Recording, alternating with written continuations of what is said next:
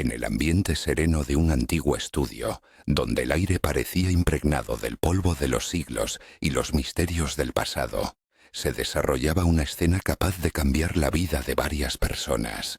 El abogado, reservado y de pocas palabras, procedió a leer las últimas voluntades del difunto tío. Sus palabras, como pesadas gotas, caían en el tenso silencio. Su tío sentía un amor especial por esta casa y la tierra que la rodea. Sinceramente esperaba que al pasar un año juntos aquí, alguno de ustedes se imbuyera del espíritu de este lugar y decidiera quedarse para preservarlo para las futuras generaciones.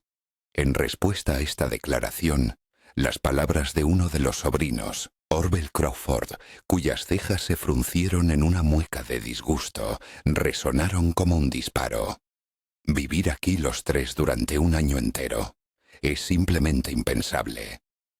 El segundo sobrino, Freddie, lo apoyó apresuradamente, asintiendo en señal de acuerdo. No nos soportamos. El tío Benton, obviamente, no conocía nuestra relación. Lo más probable es que nos matemos a mordiscos mucho antes de que termine el año.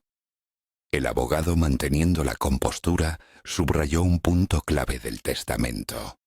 Sin embargo, el documento especifica claramente el deseo del difunto de que ustedes residan juntos en esta casa durante un año, y si alguno de ustedes no cumple esta condición, su parte de la herencia pasará automáticamente a los demás. Se interrumpió por un momento, como presintiendo algo inminente, y añadió: es decir, a quienes permanezcan. En estas palabras parecía ocultarse algo más que una simple formulación legal, una alusión a las pruebas venideras y quizás incluso al peligro que acechaba a los herederos entre las paredes de la antigua casa. ¿Qué les deparará a estos tres el próximo año? ¿Y quién de ellos logrará llegar hasta el final, conservando no solo la cordura sino también la vida? El testamento revelaba otro punto notable que Watson repitió en voz alta con evidente satisfacción. Y por supuesto, si ninguno de los herederos logra superar la prueba y vivir en esta casa de forma ininterrumpida durante un año por cualquier motivo, todos los activos pasarán a ser propiedad de Amanda Desfontaine. Naturalmente, tras estas palabras, todas las miradas se dirigieron involuntariamente hacia Amanda. La mujer de cabello oscuro, de estatura ligeramente superior a la media, mantenía una calma absoluta. Había ocupado el puesto de ama de llaves durante los 4 meses anteriores al fallecimiento del tío. Su edad era difícil de determinar con exactitud, pero en mi opinión acababa de superar la treintena, y me pareció que en sus ojos oscuros, como insondables, brillaba un atisbo apenas perceptible de burla. Girándome hacia Watson, le hice una pregunta directa. ¿Se realizó una autopsia al cuerpo del tío después de su fallecimiento para determinar la causa exacta de la muerte? El abogado murmuró con reticencia. Sí, se realizó una autopsia. ¿Acaso este tipo de procedimientos médicos se ha vuelto una práctica común en lugares tan remotos y de difícil acceso, cuando se trata de personas mayores que padecen diversas enfermedades? Inquirí, expresando mi asombro. El doctor Watson, antes de responder a la segunda pregunta, miró fugazmente a Amanda.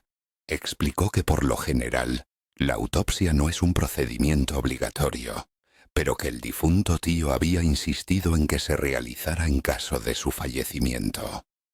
Al ser preguntado sobre los resultados, Watson afirmó categóricamente que la muerte se había producido por causas naturales, sin dejar lugar a dudas. Subrayó que el experto médico que realizó la autopsia era un profesional de primer nivel, completamente seguro de sus conclusiones.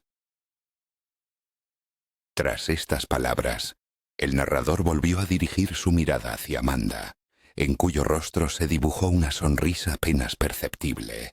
Cabe señalar que Freddie, Orville y el narrador están relacionados solo por un parentesco lejano a través del tío Benton. No son hermanos, ni siquiera primos.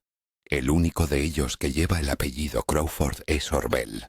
Comenzó a perder el cabello a temprana edad y dirigió una empresa en Nueva Orleans, especializada en el cobro de deudas dudosas. A pesar de la satisfacción que encontraba en su trabajo, tuvo que enfrentarse en varias ocasiones a la agresión de perros antes de perfeccionar su habilidad. Freddie Meredith, por su parte, prefiere las pajaritas y las chaquetas deportivas. Se dedica a la enseñanza de pintura en una escuela privada para señoritas. Pocos saben que sus 2 esposas murieron trágicamente por electrocución mientras se bañaban. El narrador, que recientemente celebró su 40º cumpleaños, reconoce que algunos conocidos lo consideran de mayor edad de la que tiene. Quizás la razón resida en sus modales. Una pequeña herencia recibida de su padre le permite no trabajar y dedicar su tiempo al desarrollo intelectual. Se reconoce a sí mismo una cierta dosis de egoísmo, pero aclara que esta cualidad solo se manifiesta en comparación con los demás. Orville, ajustándose sus gafas de montura de cuerno, expresó con duda la imposibilidad de dejar los asuntos de su empresa durante todo un año. Freddie, uniéndose al coro general de objeciones, manifestó su preocupación por obtener un año de permiso en la escuela, previendo un posible despido y mencionando a una prometedora alumna por la que, al parecer, sentía simpatía. Sin embargo, sus palabras sonaron a excusas rebuscadas.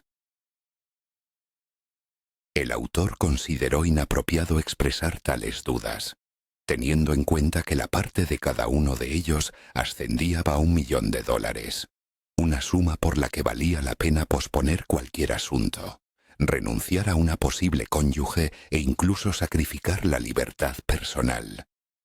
Cuando Amanda salió, Freddie, sin ocultar su irritación, se dirigió a Watson para preguntarle las razones por las que el tío Benton la había incluido en el testamento, dada su reciente aparición en sus vidas.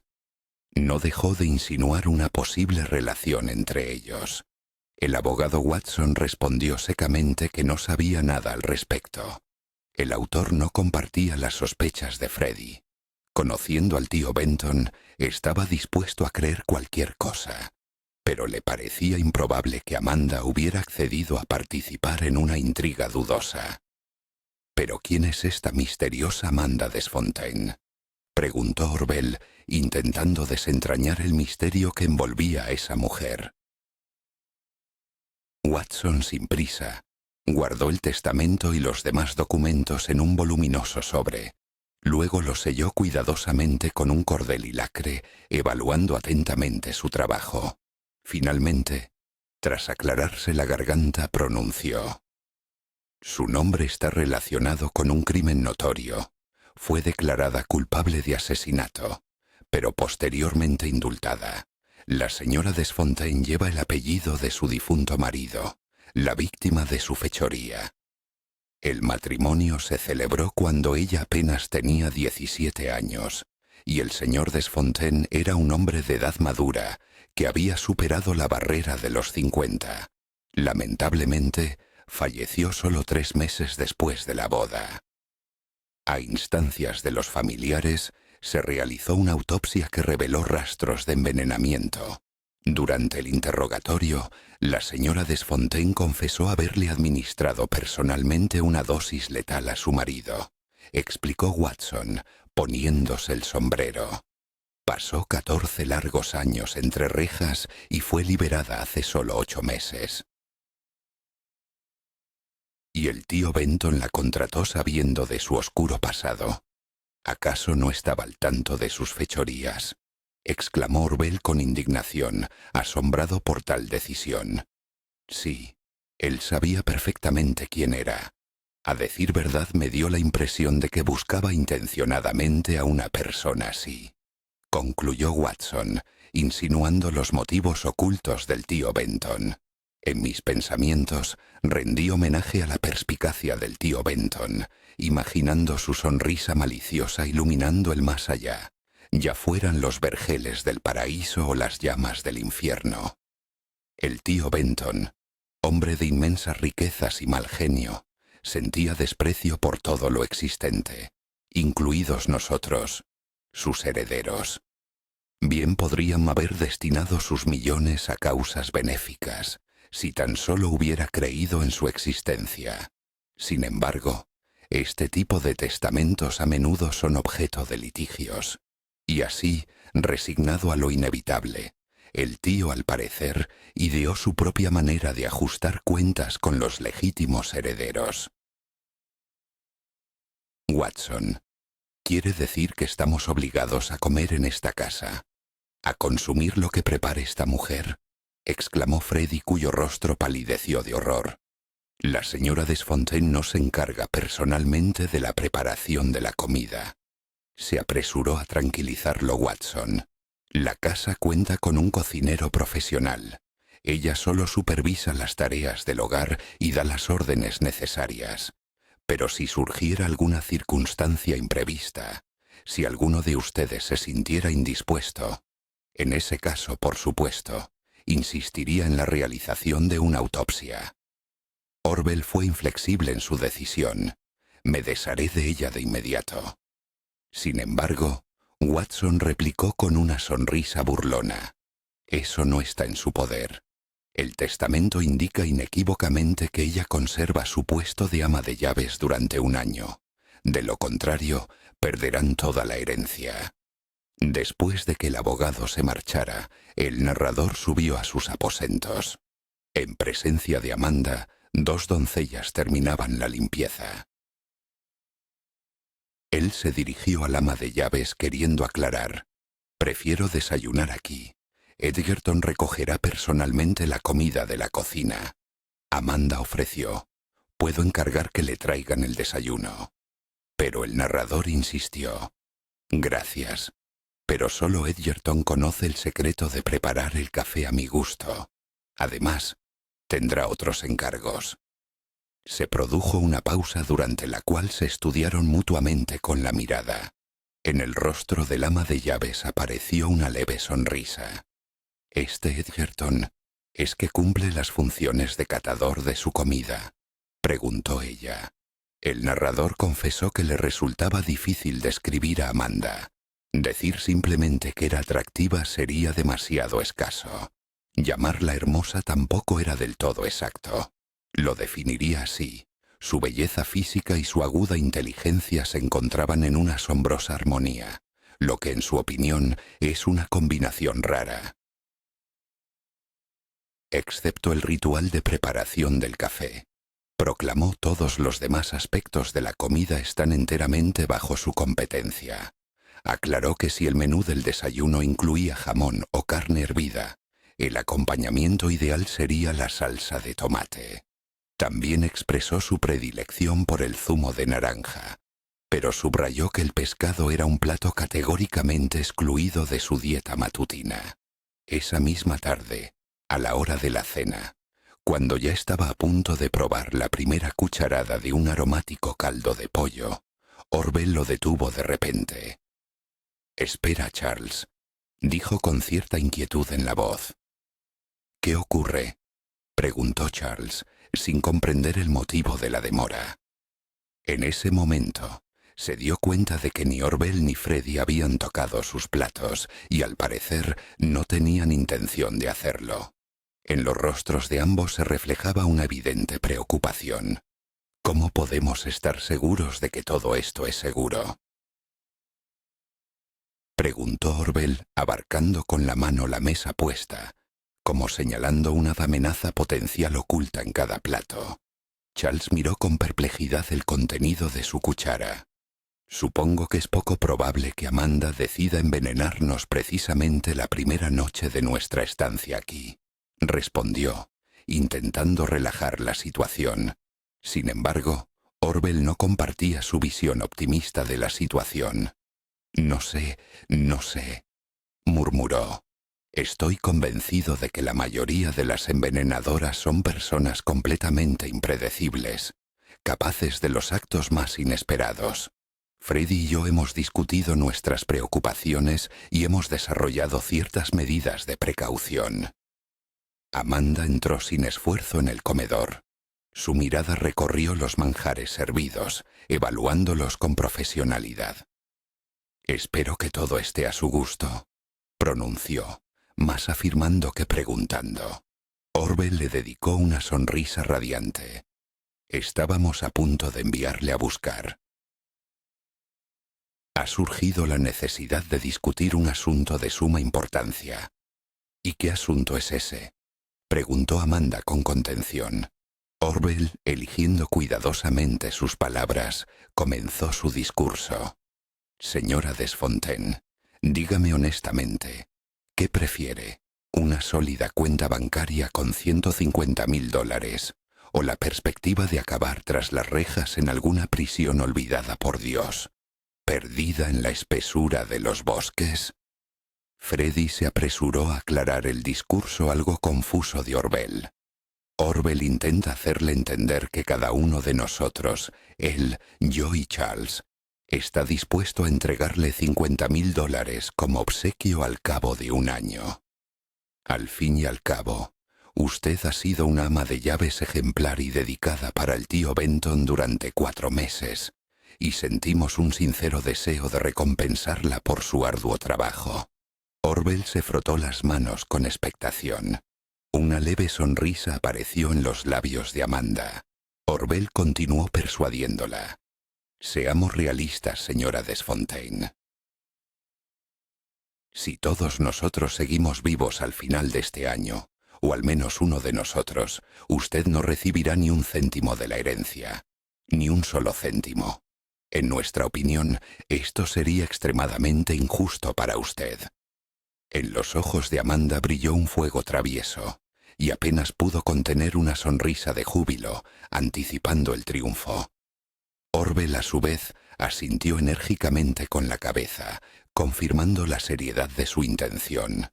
«Exactamente. Hemos llegado a la conclusión de que la suma de $150.000 es lo que usted merece por derecho, y estamos dispuestos a pagársela en efectivo, sin trámites burocráticos ni formalidades innecesarias». Freddy, sin ocultar su entusiasmo, añadió a las palabras de su compañero. «Y por supuesto, a la espera de una recompensa tan generosa, usted no emprenderá ninguna acción que pudiera llevarla a un triste final en la silla eléctrica. O, expresándolo con más delicadeza, no hará nada que no pueda ser remediado». Amanda, dedicándole una sonrisa radiante a Crawford, preguntó con fingido interés.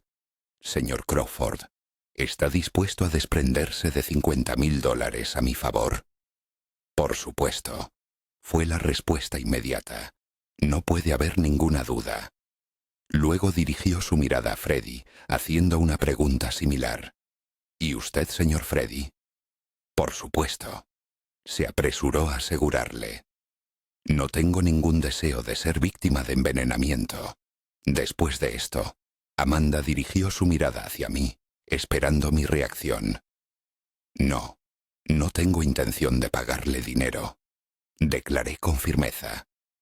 «Y si los presentes no tienen objeciones, me gustaría empezar a cenar». Freddy frunció el ceño, expresando su descontento con mi decisión. Bueno, Charles. Es su elección tentar al destino, pero no espere que Orwell y yo derramemos una sola lágrima al verle en sus agonías de muerte en este mismo suelo. Amanda ya se disponía a abandonar la habitación, levantándose de su asiento. «Permítame retenerla un momento», dijo Orwell dirigiéndose a ella. «¿Sería tan amable de llevarse algo para la cocina? Por ejemplo, esta ensalada. Y de paso, denos su opinión sobre su efecto en nuestra digestión. Todo parece bastante apetitoso y seguro para el consumo», respondió Amanda. En ese momento, Freddy, como si se le hubiera ocurrido algo, exclamó: «Señora Desfontaine, ¿por qué no comparte la cena con nosotros? Evalúe cada plato que probaremos. No somos excesivamente snobs, ¿verdad, Charles?» «Por supuesto. Únase a nosotros», apoyó Charles. Desde ese día, Amanda se convirtió en una participante habitual de sus cenas. Durante la semana siguiente, Orwell, Freddy y el autor de la narración trasladaron sus pertenencias personales a la espaciosa mansión. Cada uno de ellos ocupó apartamentos separados para pasar el próximo año bajo el mismo techo, acondicionando el espacio según sus preferencias. Aproximadamente un mes después, en una de esas noches desapacibles, Freddy, sumido en sus pensamientos en el sofá, adoptó inesperadamente una posición sentada y declaró: «¿Y saben que en los alrededores están muy extendidas las prácticas de brujería, como el vudú? Una persona con una educación digna no creerá en tales absurdos», declaró Orwell con altivez. Notando mi cierta perplejidad, añadió con orgullo que en su momento había completado con éxito sus estudios en la escuela de contabilidad. Freddy, como intentando encontrar una posición cómoda, se movió en la silla y con un gesto desdeñoso hacia Orwell dijo: «Si un adepto del vudú, ya sea un brujo o una bruja, señala a una persona determinada, la muerte la alcanzará antes del atardecer. Es, por así decirlo, el dedo del destino». Estas palabras parecieron producir un efecto inesperado en Orwell.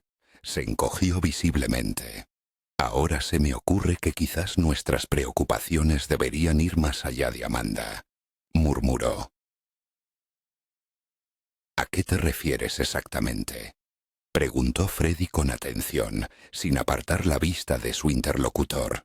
Orwell, a su vez, también fijó su mirada directamente en los ojos de Freddy y respondió: «El asesinato puede convertirse en un hábito arraigado, una especie de ritual siniestro. Si insinúas la trágica muerte de mis esposas, te aseguro que fueron puras coincidencias», replicó Freddy con una sonrisa forzada. «Accidentes, nada más. Mis pobres esposas tenían la extraña costumbre de escuchar la radio mientras se bañaban, y así, por un trágico giro del destino, sus radios acababan de repente en el agua. Ambas murieron por electrocución y ambas, para mi profundo pesar, me engañaron en vida, afirmando que tenían ahorros personales. Al final, no me dejaron nada, absolutamente nada». Freddy emitió un suspiro triste como presintiendo algo inminente. Al día siguiente, cuando el crepúsculo comenzaba a caer, Orwell irrumpió en la sala de estar con el rostro más blanco que una sábana. Jadeando, se dirigió al bar donde se guardaban las bebidas alcohólicas. Con mano temblorosa, llenó un vaso de whisky y de un solo trago vació la mitad del contenido. Luego se volvió hacia Freddy y el narrador. «Ella me señaló con el dedo», dijo con voz temblorosa. «¿Quién? ¿Amanda?», preguntó el narrador sin apartar la vista del periódico. «No», respondió Orwell. «Una anciana completamente decrépita. Paseaba por el parque y la vi, de pie bajo los tilos junto al estanque. No dijo una palabra. Solo me miró con sus ojos penetrantes y extendió un dedo huesudo hacia mí. Tengo la sensación de que es la bruja local». Freddy echó un vistazo rápido al reloj que estaba en la repisa de la chimenea. «No queda más de una hora para la puesta de sol. ¿Tienes alguna última palabra?», preguntó con una sonrisa sarcástica. «¿Intentaste hablar con ella?», preguntó el narrador mostrando más curiosidad que compasión. Orwell negó enérgicamente con la cabeza, rechazando la idea. «Oh, no». Sentí un escalofrío recorrer mi espalda. Me di la vuelta y me apresuré a marcharme. Sentí como si corriera con todas mis fuerzas. «Morir bajo el efecto de un hechizo de brujería», dijo Freddy, «es una forma bastante fácil e indolora, una especie de camino cómodo al otro mundo». Para confirmar sus palabras, chasqueó los dedos de forma expresiva. Manteniendo un tono imperturbable, el narrador se dirigió a Orwell. «Cualquiera que conozca un poco los misterios del vudú u otras formas de hechicería sabe que una maldición impuesta se puede levantar. Es muy posible que la llamada bruja te señalara no sin motivo. Probablemente esperaba una modesta recompensa, digamos, $10. ¿Por qué no le ofreces el doble para averiguar quién la instigó a asustarte de muerte? Orwell, como un ahogado a una tabla, se aferró a esa idea. ¿De verdad crees que podría funcionar? Absolutamente seguro. De lo contrario, ¿cómo amasarían sus fortunas los magos y hechiceros modernos? Observó el narrador con sensatez. Orwell apartó resueltamente el vaso a medio beber y declaró: «Esa vieja bruja no pudo haber ido muy lejos. Voy a buscarla ahora mismo». Media hora después del atardecer, Orwell regresó, dejando un rastro de barro en sus zapatos y pantalones. Su rostro había adquirido un tono terroso y enfermizo. No pude encontrarla. La mirada del hombre que entró se movía inquieta de un lado a otro, revelando su extrema agitación. «Estoy condenado», resonó en su voz. «Orwell», dije con un significado especial, esforzándome por elegir las palabras adecuadas. «Dime, ¿estás vivo ahora o ya no?» Él confirmó que la vida aún no lo había abandonado. «Pero el sol ya se ha puesto, ¿no es así?», continué, aludiendo a las circunstancias conocidas.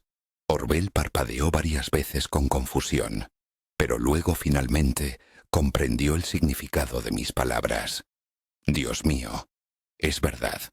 El sol se puso hace mucho tiempo y yo sigo aquí, entre los vivos». Se secó el sudor de la frente, se quitó las gafas y mirándonos con una sonrisa astuta añadió: «Siempre he dicho que para una persona con conocimientos no existe brujería capaz de causar daño». A las 10 de la noche me retiré a mis aposentos, llevando conmigo un tomo de poemas de Tennyson de la biblioteca. No había releído sus obras desde los 16 años, y me invadió el deseo de entregarme a los sueños en compañía de este eminente poeta. Sin embargo, a las 10:15, un ruido repentino me trajo de vuelta del mundo de la fantasía, arrancándome de castillos imaginarios y sueños de hermosas doncellas. Fuera de mi ventana abierta se escuchó un grito, más parecido a un gemido ronco y prolongado de desesperación. Dejé el libro y miré hacia afuera. La luna llena, flotando entre ligeras nubes cirros, bañaba con su luz plateada el césped que se extendía desde las paredes de la mansión hasta el borde del bosque. No noté nada inusual. Entonces dirigí mi mirada hacia abajo, inclinándome ligeramente sobre el alféizar de la ventana. Una de las ventanas de la planta baja, sumida en la densa sombra de la noche, estaba brillantemente iluminada. La luz provenía de la habitación de Orwell. Volví a examinar cuidadosamente el césped desierto y el límite del bosque que se oscurecía en la distancia. Quizás ese sonido extraño lo había emitido algún animal salvaje. Finalmente, dejando a un lado las dudas, decidió cesar los infructuosos intentos de adivinar lo que ocurría y permaneció junto a la ventana, disfrutando del cálido aliento de la noche. De repente, su mirada volvió a caer sobre la ventana iluminada del piso de abajo. Contra la luz apareció una sombra, pero no era Orwell, sino una silueta femenina. Levantando las manos, descorrió la cortina. Él se adentró en la habitación, se dejó caer en un sillón y arrojó despreocupadamente al suelo el tomo de Tennyson. Luego sacó una botella de whisky del aparador. Recordó la frase de alguien: «Hay que beber en los momentos de felicidad». Una afirmación estúpida. El tiempo transcurría al ritmo monótono del tic-tac del reloj. Solo, inmerso en sus pensamientos, casi había terminado su segunda copa cuando, de repente, se oyó un disparo ahogado. ¿De dónde provenía? ¿Del piso de abajo o de la habitación contigua? Frunció el ceño. En el segundo piso de esa ala de la mansión, él era el único ocupante, sin contar a Edgerton. Debajo de él se encontraban los aposentos de Orwell. En la misma planta baja, pero en la parte trasera del edificio, vivía Amanda. Se acercó a la puerta de la habitación de Edgerton y escuchó. De allí provenía un ronquido constante que indicaba un sueño profundo. Bajando al primer piso, llamó suavemente a la puerta del dormitorio de Orville. En respuesta, silencio. Esperó un poco. Volvió a llamar y luego giró el pomo de la puerta. En el suelo, junto al borde de la cama, yacía Orville. Su mirada se dirigía hacia el umbral de la puerta. Cerca de su mano derecha, como un desafío arrojado, había una pistola. Arrodillándome junto al cuerpo, constaté la terrible verdad. Orville estaba muerto. El disparo fatal había impactado directamente en el corazón, pero la cantidad de sangre que brotaba de la herida parecía desproporcionadamente pequeña. Levantándome, me puse en contacto con la policía de inmediato. El equipo operativo llegó rápidamente. El sargento Puchette, varios agentes uniformados, expertos forenses y un médico forense. El interrogatorio continuó hasta altas horas de la noche, y solo con los primeros rayos del sol nos permitieron un breve descanso. Pero ya al mediodía, como si no conociera el cansancio, apareció Puchette, listo para abordar la investigación con renovada energía. Señor Wicker, comenzó dirigiéndose a mí.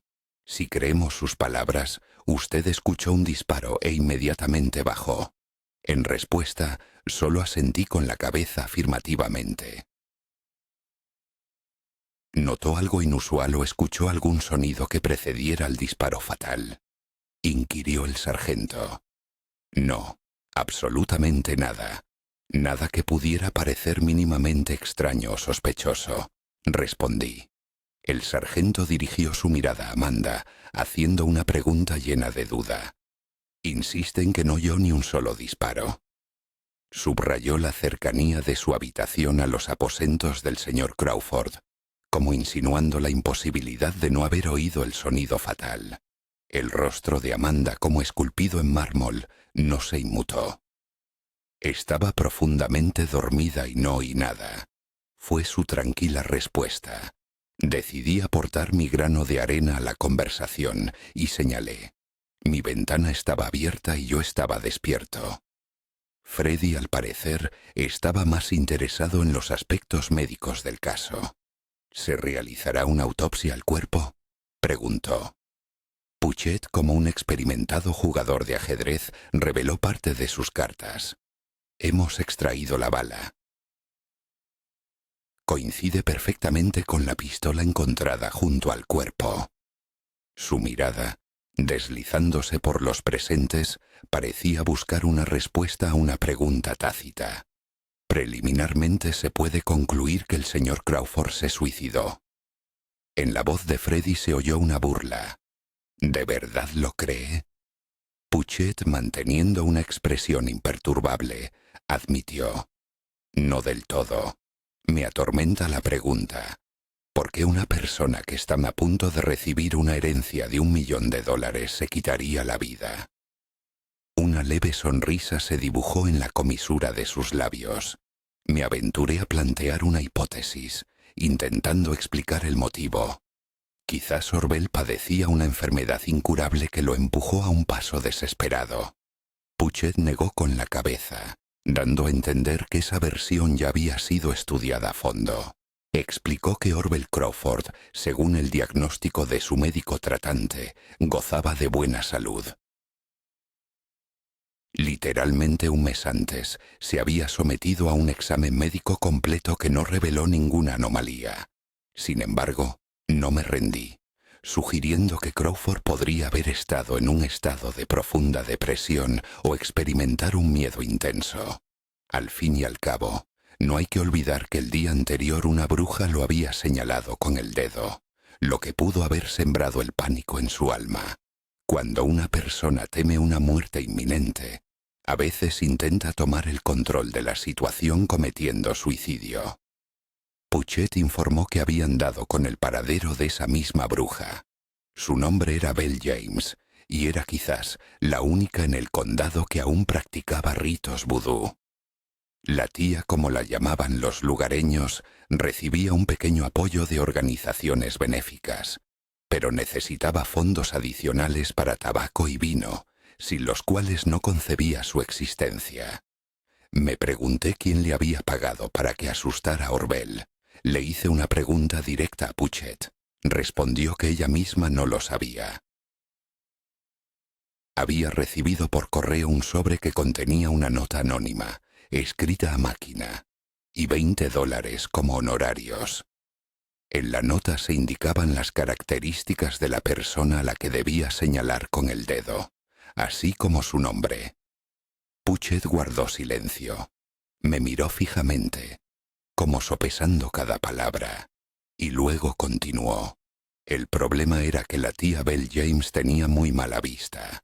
Estuvo de pie junto al estanque durante 2 horas enteras, esperando que apareciera la persona adecuada. Sus huesos se habían enfriado por el frío, y su paciencia se agotaba. Apenas esperó a que alguien saliera de la casa y lo señaló con el dedo, tras lo cual se apresuró a marcharse. Puchette sonrió, añadiendo que había señalado a la persona equivocada. La nota contenía mi nombre, señor Wicker. A la mañana siguiente, mientras disfrutaba de un modesto desayuno en sus aposentos, emitió un suspiro profundo que revelaba su inquietud interna. Edgerton, que lo observaba, le preguntó el motivo de su pesar. ¿Ha sucedido algo, señor? Mi pierna, Edgerton. Inexplicablemente, la rodilla de mi pierna derecha se ha convertido de repente en una fuente de dolor insoportable, respondió, haciendo una leve mueca. Edgerton, dudando un instante mientras añadía crema al café matutino de su amo, ofreció: ¿Me permite sugerirle algún tratamiento, señor? Y otra pregunta, si me lo permite. Si se convierte en el poseedor de este $1.000.000, y ahora, como sabemos, ya $1,5 millones, ¿cambiará su estilo de vida habitual? No, Edgerton, ni un ápice, fue la respuesta inmediata. Por lo tanto, se puede suponer que no tiene una necesidad apremiante de una suma tan considerable, concluyó Edgerton. Supongamos que sí, pero lo confieso, la sola idea de tener esos fondos a su disposición infunde una cierta sensación de confianza y tranquilidad, replicó él, terminando su desayuno. Edgerton recogió los platos en la bandeja y ya se dirigía a la puerta, pero lo detuvo una llamada. Edgerton, debo señalar que el café de hoy tenía un desagradable sabor amargo. —¿Y aún así lo bebió, señor? —exclamó Edgerton, palideciendo visiblemente.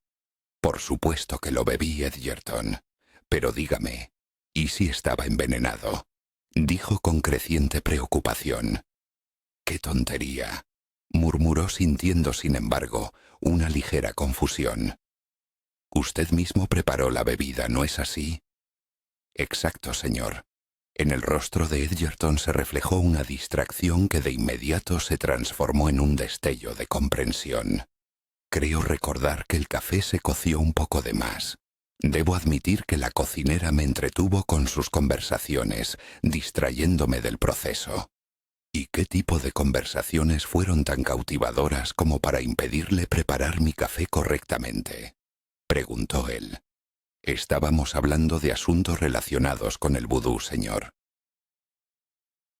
La cocinera afirma que cree incondicionalmente en el poder de este arte de brujería. Por eso esa mujer es solo una cocinera, y no una persona de la realeza, constató él. Edgerton se dirigió a la puerta, con la bandeja en las manos, y él la abrió para dejar salir a su mayordomo. En el pomo exterior de la puerta, un bulto alargado se balanceaba. ¿Qué podría ser esto, señor? Edgerton frunció el ceño, expresando su perplejidad. Desató el paquete, rasgó el papel de envolver y, sin decir una palabra, examinó durante unos instantes una figura de goma en cuya extremidad inferior derecha había clavada una aguja afilada. La mirada de Edgerton, apartándose del juguete, se fijó sin pestañear en la pierna del narrador. El dolor en la pierna ha remitido. dijo con cierta prisa. Nada grave. Con estas palabras lanzó una mirada desafiante hacia la muñeca, como negando su siniestra influencia. Todo esto es un disparate. Señor, esto dista mucho de ser un disparate.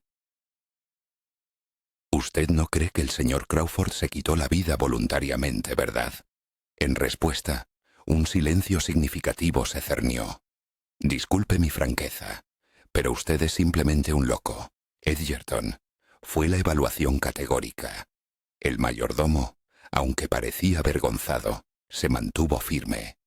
Solo un insensato, arriesgando su propia vida, permanecería en esta casa, llena de misterios y peligros mortales, por la vana esperanza de heredar $1,500,000 que en el fondo no necesita. Edgerton debe conocer mi obstinación inquebrantable, replicó el narrador. Prefiero que me saquen de aquí con los pies por delante antes que ceder a las amenazas de cualquiera. Esa mañana, el narrador dio un corto paseo, cerca de la mansión, en el cruce de una concurrida carretera y un tranquilo camino rural. Su atención fue atraída por una densa arboleda de helechos.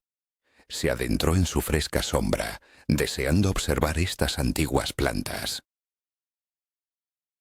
Un minuto después, al echar un vistazo casual hacia la mansión, notó cómo Freddy salía de ella.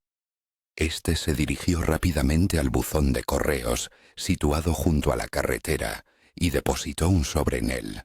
Una vez hecho esto, Freddy miró a su alrededor con atención, pero afortunadamente no vio al narrador. Luego Freddy se alejó rápidamente por la carretera y desapareció tras la siguiente curva. Apenas había disfrutado de la soledad en el seno de la naturaleza, cuando mi contemplación fue de nuevo interrumpida. Esta vez, Edgerton apareció desde la espesura del bosque. Mirando a su alrededor, se acercó al buzón, abrió la tapa con agilidad y extrajo un sobre dirigido a Freddy. Luego, sacando una navaja, se dispuso a abrir el mensaje con prisa. Abandoné mi escondite.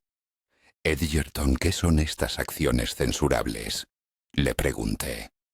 La sorpresa de mi aparición le hizo soltar el sobre. Se había preparado para huir, pero al reconocerme, se detuvo en seco. «Ah, ¿es usted, señor?», murmuró. Recogí la carta caída. «Le ruego que explique su comportamiento, Edgerton», exigí. «Verá, señor, sospeché que el señor Meredith estaba implicado en el envío de las muñecas. Mi objetivo era desenmascararlo, por así decirlo, atraparlo infraganti. Quería probar su correspondencia con esa bruja y sus siniestros encargos. Se justificó. Examiné el sobre con atención. El destinatario era el sargento Puchet. ¿Acaso contempla la idea de que Puchet sea cómplice de Freddy en sus actividades de brujería?, pregunté con desconcierto. Edgerton, sintiéndose incómodo, intentó justificarse. Dejó caer que a menudo bajo el barniz exterior de la civilización puede esconderse una naturaleza propensa a los instintos animales. Se preguntaba por qué no se podía sospechar también de un representante de la policía. Dado que el sobre estaba abierto, el narrador extrajo de él una fina hoja de papel. En ella, sin firma, estaba impreso el siguiente mensaje: la extracción de la bala del cuerpo aún no establece la causa de la muerte. ¿Por qué no se realiza una autopsia completa del cuerpo para aclarar todas las circunstancias? Edgerton, leyendo el texto por encima del hombro del narrador, preguntó qué había querido decir el señor Meredith al enviar ese mensaje. En respuesta, el narrador, guardando silencio, devolvió la hoja al sobre y la guardó en el bolsillo interior de su chaqueta. Edgerton, sorprendido por tal acción, exclamó preguntando si el narrador no iba a enviar esa carta a la dirección indicada. La respuesta fue lacónica: no. El sargento Puchet continuó interrogando al narrador y a sus compañeros al día siguiente. Era evidente que sospechaba del asesinato de Orwell, pero claramente carecía de pruebas convincentes. Durante uno de sus paseos vespertinos, el narrador se encontró casualmente con Amanda. Se dirigieron juntos a la mansión, y después de intercambiar algunas frases sin importancia, el narrador, para su propia sorpresa, le preguntó si era cierto que había pasado algún tiempo en prisión. Por supuesto, fue una pregunta inoportuna, lo que lamentablemente a veces caracteriza mi comportamiento. Al hacerla esperaba que me ignorara, pero me equivoqué. Ella sin prisa siguió el baile del viento en el follaje de los árboles y luego dijo: «Sí, es cierto. Confesé el asesinato de mi marido». «¿Por qué?», pregunté. «Por supuesto, por su fortuna», respondió ella con gélida calma, lanzándome una mirada. Sonreí con ironía. «Ha interpretado mal mi pregunta. No me interesa el motivo del asesinato. Me interesa por qué confesó. Me dio la impresión de que usted es perfectamente capaz de planificar y ejecutar un crimen perfecto. Me parece que tendría suficiente inteligencia para organizar todo de tal manera que evitara el arresto o al menos permaneciera sin ser descubierta». «Está refrescando», murmuró ella, levantando el cuello de su abrigo, dando a entender que la conversación le resultaba desagradable. Sin embargo, eso no me detuvo. Para saciar mi excesiva curiosidad, responda: ¿realmente usó veneno contra su marido? Creo que me expresé con total claridad. Asumí la responsabilidad del asesinato. Fue la respuesta. Querida Amanda, le ruego que no se desvíe de la cuestión. Sí, usted afirmó su implicación en la muerte de una persona. Solo me interesa cuán veraz es esa declaración. Fue la respuesta insistente. Ella guardó silencio en respuesta hasta que se acercaron a la puerta principal. Si le digo que no añadí veneno a la comida de mi marido, ¿le permitirá eso disfrutar con más tranquilidad de su habitual zumo de naranja matutino? Fue su pregunta, llena de un significado oculto. La pregunta concierne a cosas mucho más serias. Pasé los 14 mejores años de mi vida entre rejas, dijo con amargura, y la humedad brilló en sus ojos. ¿Acaso no cree que ahora el destino me da cierto derecho a matar? O incluso a 2, o a 3. En ese momento, una sonrisa apareció en su rostro, revelando en la penumbra unos dientes perfectamente alineados. Y soy lo suficientemente perspicaz como para no repetir errores pasados, ¿verdad?, añadió con un brillo astuto en los ojos. A la mañana siguiente, al levantarse de la mesa después del desayuno, hizo una mueca involuntaria por una sensación desagradable. ¿Ha ocurrido algo, señor?, preguntó Edgerton con preocupación, mostrando sincera empatía. Sentí un dolor extraño y agudo en la rótula, explicó, expresando su malestar. Con una cortesía impecable, digna de un sirviente de la vieja escuela, el mayordomo colocó la elegante porcelana en la bandeja de plata. En su voz se percibía preocupación. ¿Me permite serle útil, señor? En respuesta se oyó un distraído: «Gracias, pero dudo que sea necesario». Supongo que el aire fresco y la contemplación del jardín tendrán un efecto beneficioso en mi estado.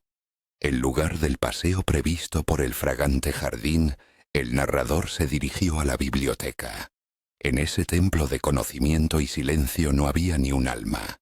Eligió un rincón apartado, se hundió en un sillón mullido y se dispuso a esperar. Los minutos se arrastraban como melaza, y he aquí que tras 5 tediosos minutos, Edgerton apareció en la puerta. Su mirada se dirigió a la estantería, donde se alineaban voluminosos tomos de diccionarios. Con febril premura comenzó a hojear las páginas de uno de ellos. Rompiendo el tenso silencio, el narrador pronunció claramente: «Rótula». Luego, como para un alumno ignorante, deletreó R-O-T-U-L-E. Edgerton, como si le hubiera caído un rayo, se quedó inmóvil. El narrador se levantó y se acercó a él. «Rótula», Si consultamos un diccionario médico significa rótula. Y puesto que usted consideró oportuno mencionar precisamente esa parte de mi cuerpo, me atrevo a asegurarle que está en perfecto estado y nunca me ha causado molestias. Edgerton, de repente me di cuenta. Estas siniestras muñecas no aparecían en mi vida por casualidad. Bastaba con que mencionara un ligero dolor de cabeza para que, por una cruel ironía del destino, unos 10 minutos después encontrara una muñeca atada al picaporte, con una aguja astutamente clavada en la cabeza. La mirada de Edgerton se movía inquieta, como evitando un enfrentamiento directo con la mía.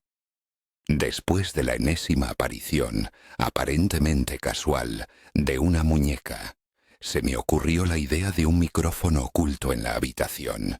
Parecía que bastaba con que expresara la menor indisposición para que alguien, escuchando atentamente, se pusiera manos a la obra, pinchaba la muñeca y la dejaba caer discretamente.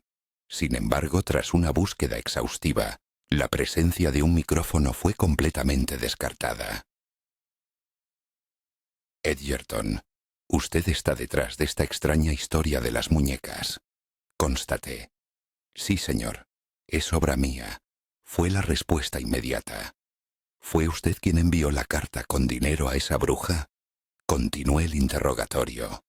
Me temo que sus sospechas no son infundadas, señor, admitió el mayordomo. Edgerton, ¿qué explicaciones tiene? Exigí con insistencia. Señor, actué por miedo a su vida. Finalmente el mayordomo se armó de valor y me miró directamente a los ojos. ¿No ve que en nuestra casa se ha instalado una mujer capaz de asesinar y quizás no sea la única? Continúe, dijo mirándolo fijamente. Señor, usted mismo ha confirmado que no necesita esta herencia, respondió el mayordomo, y Edgerton agitó la mano con desesperación, como ahuyentando una verdad desagradable. Y a pesar de ello, muestra una obstinación imprudente, incluso arriesgada, al permanecer en esta casa. Estoy profundamente convencido de que una mala intención acabará con su vida mucho antes de que termine el año. El mayordomo exhaló un profundo suspiro, en el que se oía una mezcla de preocupación y resignación. Comprendiendo que con meras súplicas era imposible convencerle de que se trasladara a un lugar más seguro, yo, lo confieso, recurrí a la ayuda de la brujería, creyendo ingenuamente que así lograría mi objetivo. Los hechizos de brujería no tienen poder sobre mí, declaró con firmeza. De eso me acabo de convencer personalmente, señor. Tenía grandes esperanzas en las fuerzas sobrenaturales, admitió el mayordomo con fastidio. El aspecto de Edgerton era tan abatido y lamentable que decidió suavizar la severidad de su tono. Bueno, reconozco que sus intenciones están dictadas por la preocupación, así que acabemos con estos juegos de brujería de una vez por todas. Espero que me haya entendido, Edgerton. Pero su vida corre grave peligro, señor, exclamó el mayordomo sin querer ceder. Soy perfectamente capaz de cuidar de mi propia seguridad, respondió con confianza, dando a entender que el tema estaba zanjado. Una súbita revelación, como un destello brillante, iluminó el rostro del mayordomo. Señor, me atrevo a sugerir que, dadas las circunstancias, fue usted quien pudo haber cometido esta fechoría. Edgerton, exclamó su amo, sorprendido por tal afirmación. Pero el mayordomo, al parecer, estaba completamente absorto en su teoría. En ese caso, señor, puede confiar plenamente en mí. Bajo ningún concepto revelaré su secreto y por fin encontraré la tan ansiada tranquilidad, porque si el asesino es usted, no se levantará la mano contra sí mismo, lo que significa que ya no tengo nada de qué preocuparme. Dígame, señor, ¿es verdad que fue usted quien le quitó la vida al señor Crawford? Edgerton, exijo que cese esta farsa. Resonó la voz en respuesta. Más tarde, esa misma noche, el narrador encontró a Amanda sola en la sala de estar. Se sentó en un sillón junto a ella con un libro en las manos, pero casi de inmediato lo dejó a un lado. «Amanda», dijo en voz baja, «sé que usted visitó la habitación de Orwell poco antes del disparo fatal». Durante varios largos momentos, ella lo miró fijamente con sus ojos oscuros, como intentando descifrar sus intenciones. «¿Por qué no compartió esta información con el sargento Puchet?», preguntó finalmente. La frase «no vi la necesidad de hacerlo», al parecer la desconcertó un poco. Ahora, el protagonista de la narración decidió hacer la pregunta. «Amanda, ¿fue usted quien disparó a Orwell?». Después de una breve pausa, siguió una respuesta afirmativa. «Sí». El protagonista la miró fijamente, sintiendo una tormenta de sentimientos contradictorios en su interior. Ira y decepción. «No había absolutamente ninguna necesidad de confesar eso», dijo. «Pero usted preguntó», replicó ella. «Sí, la pregunta fue hecha, pero aún así. ¿Acaso mi pregunta la puso en una situación difícil?». Ahora se siente obligada a informarle de todo al sargento Puchet. «Al diablo con Puchet», exclamó el protagonista levantándose y comenzando a pasear nerviosamente por la habitación.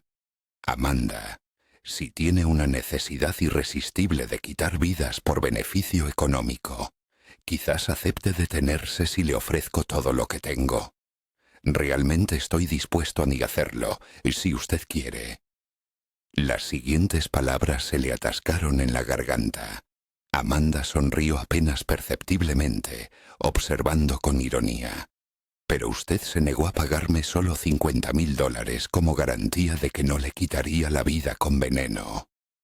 Con un gesto despreocupado, se desentendió del peligro invisible. «Millones», decía, «se gastan en fortalecer las defensas, pero a menudo no hay la menor gratitud por ello». Expresó la opinión de que, si alguien realmente tuviera la intención de quitarle la vida mediante envenenamiento, difícilmente algo podría detener al malhechor. Desabrochándose el cuello de la camisa, como liberándose de una presión invisible, añadió que preferiría ser envenenado por ella que por cualquier otra persona de su entorno. Una mirada casual al espejo reflejó su rostro, encendido por el rubor como el de un escolar pillado infraganti.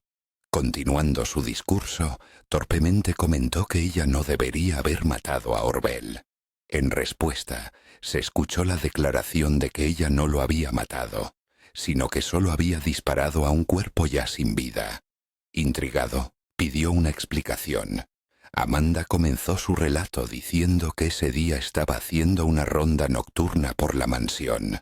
Ya de camino a su habitación, encontró a Orwell Crawford tendido en el suelo, o más bien, en el umbral de su habitación, como si hubiera intentado pedir ayuda antes de caer y morir. Estaba a punto de dar la alarma, pero su atención fue atraída por un vaso vacío y una botella de whisky que estaban cerca. Amanda cerró los ojos por un instante, como reviviendo lo sucedido.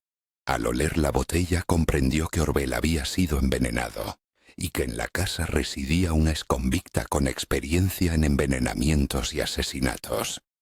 Naturalmente la sospecha recaería primero sobre ella. En sus ojos se reflejó un agudo dolor ante esta idea. Había pasado 14 años en prisión y no podría soportar algo así de nuevo. Por lo tanto, arrastró el cuerpo de Orwell a su habitación. Corrió las cortinas de la ventana, se llevó la botella y el vaso que la incriminaban. Tomando una profunda respiración, Amanda continuó. Tomó el revólver del armario del billar, regresó a la habitación de Orwell, le puso el arma en la mano, apoyó el cañón en su corazón y apretó el gatillo. Él asintió afirmativamente. Este hecho creó la falsa impresión de que la causa de la muerte fue una herida de bala. Además, excluía la necesidad de realizar un examen patológico exhaustivo, La extracción de la bala parecía suficiente. ¿Informará de lo sucedido al sargento Pouchet?, fue su pregunta. No hay ninguna necesidad de hacerlo, respondió él, volviendo a sentarse a su lado. Sin embargo, me interesa otra cuestión. Si usted no estuvo implicada en el envenenamiento de su marido, ¿por qué asumió la responsabilidad de ese crimen? Amanda desvió la mirada, y cuando volvió a hablar, su voz sonaba apagada y agotada. Me casé por insistencia de mi padre, que estaba sumido en deudas. Él organizó esta unión con la esperanza de que mi marido le proporcionara ayuda financiera. ¿Y su marido se negó a ayudar?, preguntó él. Solo se burló de mi padre. Declaró que desde el principio había estado al tanto de los verdaderos motivos de mi matrimonio.